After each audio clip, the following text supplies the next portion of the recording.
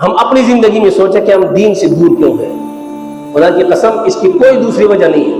جب آپ ایمان لے کر آئے، ایمان والا تو اللہ کے ہاں بڑا قیمتی ہوتا ہے، لیکن ایمان لانے کے باوجود نماز کی توفیق نہیں ہوتی، فجر کی نماز کی توفیق نہیں ہوتی، قرآن کی تلاوت کی توفیق نہیں ہوتی. موبائل کے لیے آپ کے پاس 3 گھنٹے 4 گھنٹے کا ٹائم ہے، اس کے لیے کوئی ٹائم ہی نہیں ہے، کوئی فرق نہیں پڑتا.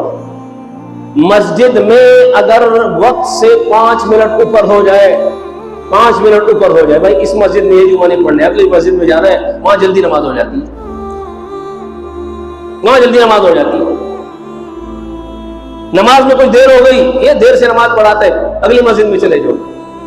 یہ جو مسجد میں وقت نہیں گزر رہا دین کی طرف، اور موبائل میں لگے ہوئے، کوئی ٹائم کا پتہ نہیں، کوئی گرمی کا پتہ نہیں، کوئی ٹائم قیمتی نہیں، کوئی کام نہیں.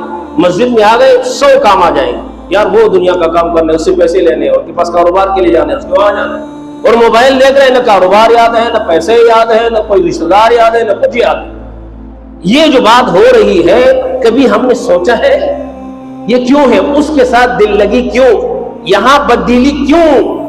خدا کی قسم یہ ان گناہوں کا نتیجہ ہے. ہم اپنی زندگی پر سوچ، توبہ کر، اللہ کی طرف رجوع کر لیں.